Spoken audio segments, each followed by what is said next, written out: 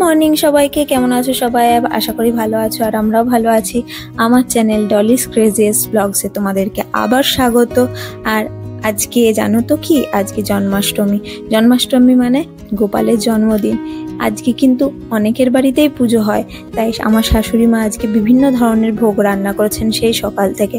আমি হাতে পিঠে সাহায্য করে দিয়েছি, তবে সামান্য পরিমাণ, সেভাবে তো পারবো না। আজকে আমাদের মেনুতে কি কি ছিল জানো? মানে গোপালের মেনুতে কি কি ছিল জানো? গোপালের মেনুতে ছিল লুচি, আলুর দম, সুজি, তারপরে তালের বড়া, তারপরে ক্ষীর, ননি, মাখন। মিষ্টিটা আনতে ভুলে যাওয়া হয়েছিল। যাই হোক, তাই সবাই মিলে একসঙ্গে বসে পুজো দেওয়া হচ্ছে গোপালের। এরপরে জানো কি হয়েছে? এই দেখো, দেখতে পাচ্ছ, এখন অনেকের বাড়িতেই গোপাল আছে ছোট ছোট, তো তাদেরকে সাজানো হয়। আমার বোনও কিন্তু সেই একই কাজ করেছে, তার ছোট্ট গোপালকে এইভাবে সাজিয়েছে। ওর হাতে যতবার বাঁশি দেওয়া হচ্ছিল ও ততবার বাঁশিটা ফেলে দিচ্ছিল, আর সাথে ওই ব্যাটটা ওর পছন্দ হয়েছে, তো ওই ব্যাট নিচ্ছিল আর ব্যাট নিয়েই খেলছিল। মানে ছোট্ট গোপালের কিন্তু এখন আর বাঁশি পছন্দ না, এখন সেই ব্যাট পছন্দ।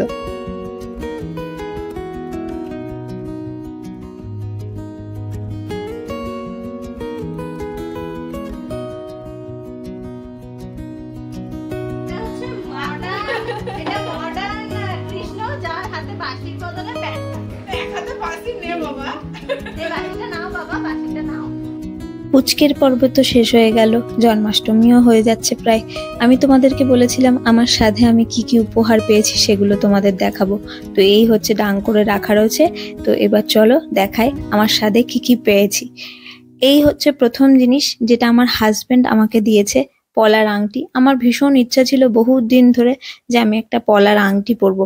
এটা কতদিন টেকসই হবে আমি জানি না, কিন্তু আমার ইচ্ছা একটুখানি পরবো। তাই এই আংটিটা আমি আমার এই আঙুলটার মাপে কিনেছিলাম, কিন্তু জানো ওই যে প্রথম আঙুলেও হচ্ছে, সেকেন্ড আঙুলেও হচ্ছে, আবার থার্ড আঙুলেও হয়ে যাচ্ছে। কি করে জানি না, সবকিছুতে বেশ মেনটেন হয়ে যাচ্ছে। আর এই যে দেখতে পাচ্ছ আংটি দুটো, এর ভিতরে ওই পাশের দিকে যে আংটিটা, এই আংটিটা, এটা হচ্ছে আমার হাজবেন্ড বিয়ের সময় দিয়েছিল। আমার একটু আংটি পরতে ভালোই লাগে। যাই হোক, এরপরে আসি একটা রূপোর হারের। আমার বহুদিন ধরে শখ ছিল এই যে সবাই এখন মুক্তপুঁথির যে হারটা বানাচ্ছে সেরকম টাইপের বানাবো, কিন্তু সোনার হিসাবে বানাতে গেলে না অনেকটা খরচ পড়ে যাচ্ছে। আর এই যে এটা হচ্ছে আমার মা নিজের হাতে তৈরি করে দিয়েছে এই মুক্তপুঁথিগুলো দিয়ে। দেখো কত সুন্দর লাগছে, বাড়িতে বসে বানানো কিন্তু। আর ওই যে ডিজাইনটা দেখতে পাচ্ছ, এটা কিন্তু রূপোর ওপরে সোনার জল করা। আবার যে শিল্পীকাররা ছিলেন তারা বলছিলেন যে হবে না নাকি, কিন্তু আমার মা কত সুন্দর করে আমার জন্য তৈরি করে দিয়েছে। এই দেখো, আমার পরে মানিয়েও ছিল খুব। আর এই যে দেখতে পাচ্ছ, এটা 5 ধাতুর বালা, এটা দিয়েছে দিদা। আর এই যে এই পলা পাতানো দিয়েছে আমার বোন আর বোনের শ্বশুর বাড়ির থেকে। আর এই দেখো, এটা হচ্ছে রূপোর থালা গ্লাস। আমার ঠাকুরের জন্য আমি কি নেব, তাই আমার এই শ্বশুর শাশুড়িকে বলেছিলাম, মানে শ্বশুর বাবা মাকে বলেছিলাম যে তাহলে ঠাকুরের জন্য এরকম একটা কিনি। তো বললেন যে হ্যাঁ ঠিক আছে। তাই ওনারা কিছুটা টাকা দিয়ে আর আমি কিছুটা টাকা দিয়ে এই রূপোর থালা গ্লাস কিনেছিলাম ঠাকুরের জন্য। তোমাদের আর কি বলবো, আমি ভাবতেই পারিনি আমি আমার স্বাদের জন্য এতগুলো নাইটি পাবো।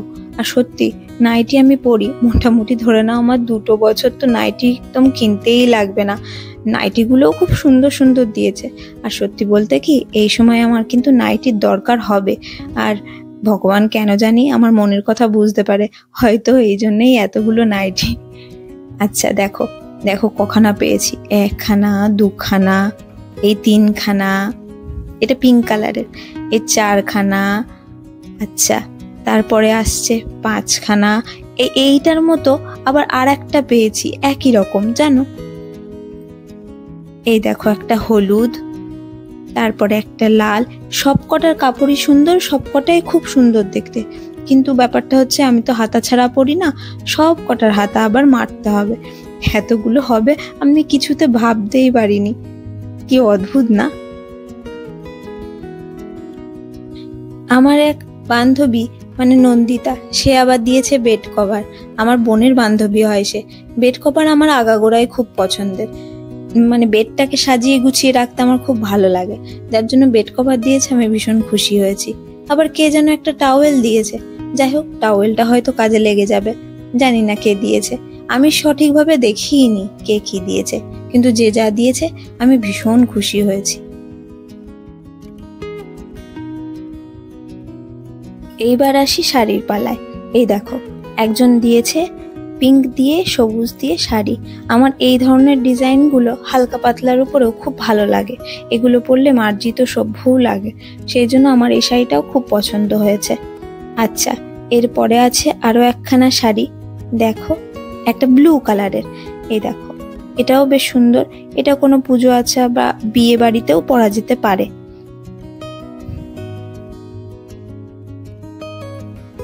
এরপরে আছে আরো একটা শাড়ি, একটু দাঁড়াও, আস্তে আস্তে বের করে দেখাতে তো একটু সময় লাগবে, সেই জন্য। এই দেখো, সবুজের ওপরে সুতোর কাজ করা, জবা ফুলের মতো দেখতে। ভেতরের টুকুনি আমি দেখিনি, তবে আমি জানি এটা বেশ সুন্দর। এটা সিনথেটিকের উপরে আর একটা শাড়ি, এগুলো আমি কোনোটাই খুলিনি, থাক না, দেখি কতদিনে পরতে পারি। এইবার যেটা দেখাচ্ছি সেটা আমার সত্যি প্রিয় শাড়ি, কারণ এই ধরনের ডিজাইন আমি আগাগোড়াই খুব পছন্দ করে থাকি। এই যে কোনো ছাপার কাজ করা, এই ধরনের বউয়ের মতো বা যাই হোক কোনো আর্টিস্টিক কাজ করা জিনিস আমার আগাগোড়াই খুব পছন্দের। তো এই ধরনের জিনিস আমি পরতে খুব পছন্দ করি, আর এইগুলো পরলে যেন মার্জিত সভ্যও খুব লাগে।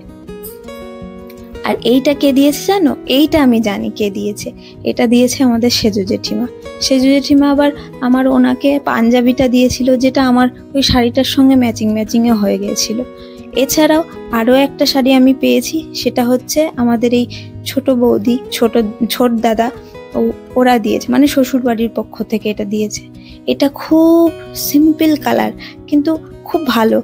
এটা পুজোর সময় সুন্দরভাবে পরা যাবে, আর আমার সেটাই ইচ্ছা যে হয় অষ্টমীর দিন বা অন্য কোনো দিন এটা পরবো। এটার ব্লাউজ আছে কিনা দেখতে হবে। আরো 3টে শাড়ি আমি পেয়েছি, সেগুলো সুতির শাড়ি, সেগুলো আর বের করলাম না। যাই হোক, আজকে ভিডিওটা এই অবধি শেষ করছি। তো আজকের ভিডিওটা এই অবধি শেষ করছি, দেখাবে পরের ভিডিওতে। ততক্ষণে tata, bye bye, good night, সবাই ভালো থেকো।